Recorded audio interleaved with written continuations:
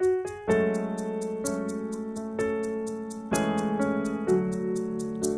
Alléluia. Dans l'adoration, l'homme monte vers Dieu. Et dans la louange, Dieu descend parmi son peuple. J'aimerais que tu montes avec moi. Nous allons élever notre Dieu. Oh yes. Mon âme. Shalom, bien-aimés frères et sœurs. Que la grâce de Dieu soit sur vous au nom de Jésus. J'ai encore une parole d'espoir à partager avec chacun de vous.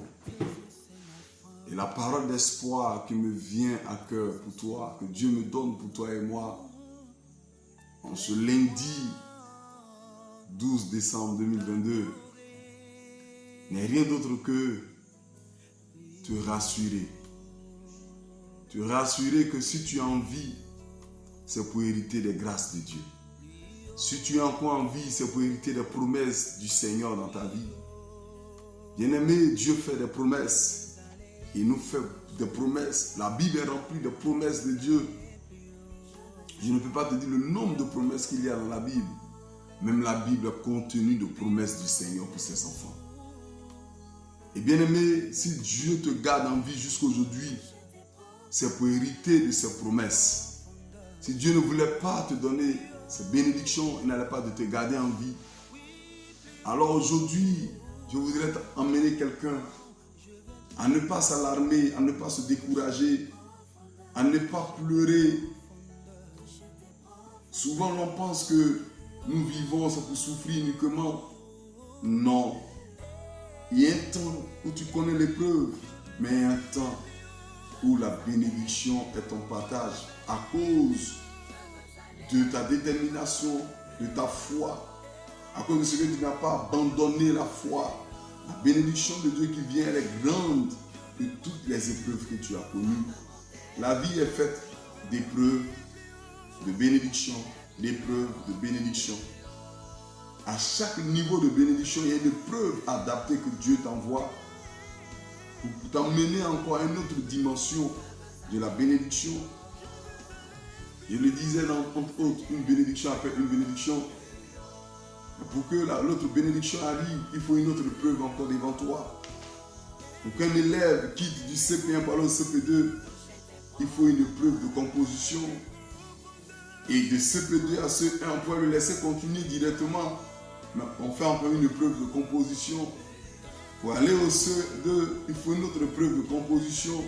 Jusqu'à ce qu'il arrive à l'université. Et même à l'université, il y a des épreuves. Il y a une mémoire qu'il doit faire. Alors, bien-aimés frères et sœurs, à chaque niveau de bénédiction, il y a l'épreuve qui est adaptée pour encore faire grandir ta foi. L'épreuve vient pour faire grandir la foi et non pour nous abattre. Voici un monsieur dans la Bible. Il a compris cela. Il a compris que quand Dieu garde en vie, c'est pour lui accorder des bénédictions. Si Dieu le garde en vie, c'est pour hériter des promesses de Dieu. Nous parlons de qui? De Caleb. Caleb, fils de Jephouné. Dans Josué 14, à partir du verset 6, la Bible dit que Caleb et les fils de Juda sont venus trouver Josué à Gilgal. Et Caleb va prendre la parole pour faire comprendre à Josué que si aujourd'hui Dieu lui garde en vie, Dieu l'a gardé en vie, Dieu lui permet de vivre, c'est parce que Dieu veut qu'il hérite des promesses qu'il a faites 45 ans plus tôt.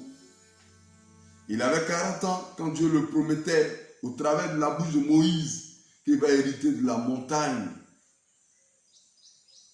appelée aujourd'hui Hébron, de ce lieu-là, de tout ce pays-là d'Hébron, qui était avant Kirjat Abba. Il avait 40 ans. Mais 45 ans plus tard, il vient faire cette réclamation. Nous sommes amenés à faire des réclamations de nos promesses, des réclamations des bénédictions que Dieu nous a promis. Nous devons les réclamer. Mais pour hériter de ces bénédictions, pour les réclamer, bien aimé, il y a un acte que Caleb a posé. Et le premier acte qu'il a posé, qui l'amène à réclamer cette bénédiction, la Bible dit qu'il a suivi la voie de l'Éternel. Et à 2 reprises, Dieu nous dit cela dans le livre de Josué, à partir du verset 6, Josué 14, à partir du verset 6. La Bible dit que Josué a suivi la voie de l'Éternel. Il a fait un rapport avec droiture de cœur. Vous savez qu'ils étaient comme des espions envoyés à Canaan pour explorer le pays de Canaan. Ils étaient à Kadesh Barnea. Et les autres espions vont venir faire des rapports qui vont décourager le peuple. Josué et Caleb ont fait un rapport fiable et Dieu les a fait des promesses. Josué devint le leader de tous, alors Caleb vint auprès de lui pour réclamer sa part, sa portion.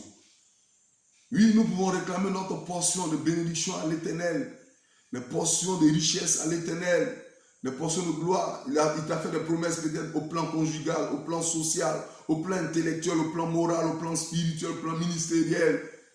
Dans le domaine de ta santé, tu peux les réclamer. Il t'a promis une longévité et tu sens que la mort est en train de venir, tu peux réclamer cette longévité.